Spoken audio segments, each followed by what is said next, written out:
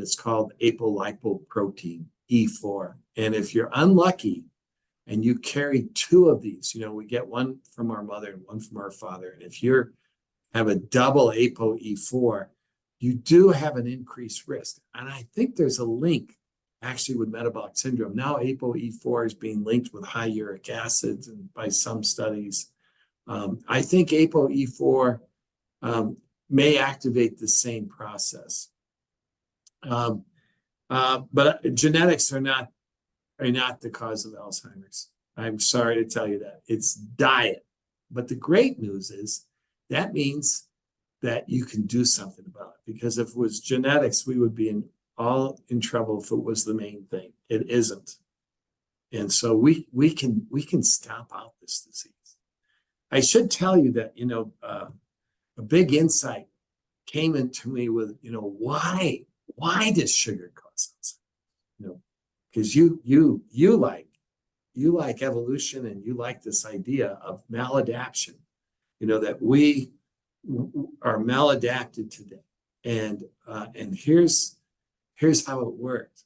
When you ate sugar, fructose, you stimulated foraging. And foraging is this impulsiveness. You have to go in. We talked about you have to go into dangerous areas, and in order to forage, you have to inhibit regions of the brain that are involved in self-control and memory and all these things. That's part of what when an animal forages, that's what they do. And so that's why fructose suppresses these areas.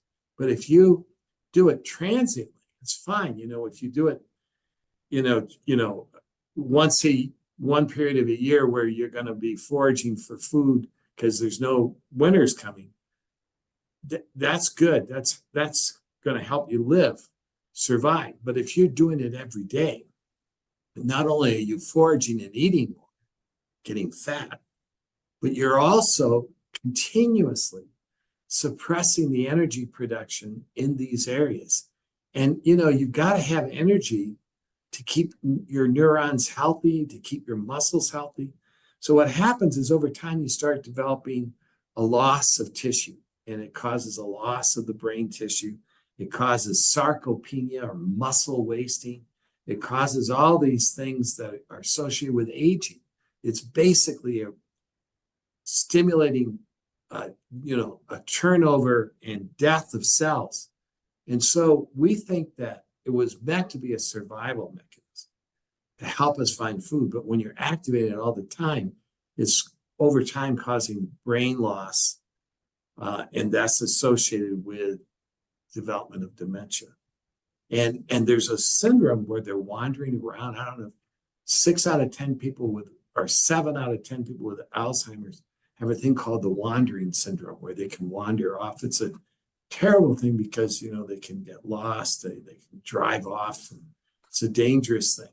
And, it's probably a foraging response that's carried over from this.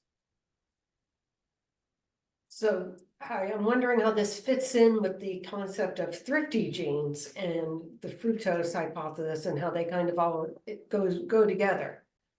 Yeah, actually, that was one of the big discoveries we had.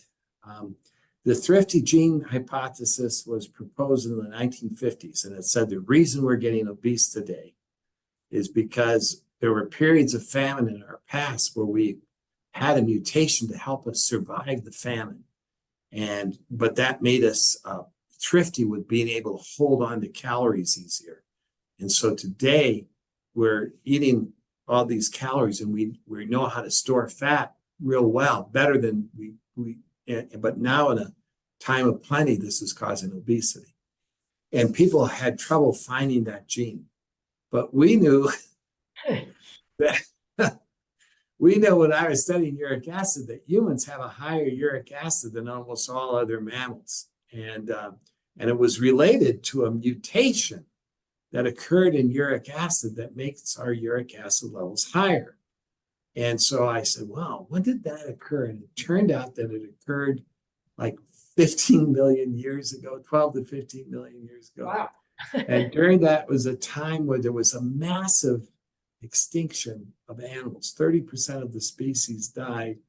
from global cooling, not global warming. And during that time, our ancestors, which were actually more like apes than humans at that time, but during that period, they were mainly living off fruit. And as global cooling occurred, the fruit became less available, especially during the colder months. And suddenly they started starving, and many of them went extinct. And I was really interested in this, so I found out that there was a world expert on it who was at the Museum of Natural History in London. So here I'm a kidney doc. I don't really know much about this, but I reached out to him. I told him, could this mutation have been a survival mutation? And he was interested. His name was Peter Andrews. Peter, if you're watching the show, thank you for everything you did. Okay. And Peter says to me, why don't you come over and come and visit me at the museum? Wow. World-class anthropologist, kidney doc from, at that time I was from Florida, University of Florida. So I took my family over and I went to the museum, and they wandered around the museum, and I actually met with Peter. We go to this back room and we talk about this, and we realize that this mutation might have allowed animals to store fat from fruit better, and that they might have helped them survive. So we wrote this hypothesis, but then how do we prove it? And then we meet this guy named Steve Benner, who's this brilliant guy who's been nominated for the Nobel Prize. He was the first one to resurrect an extinct gene.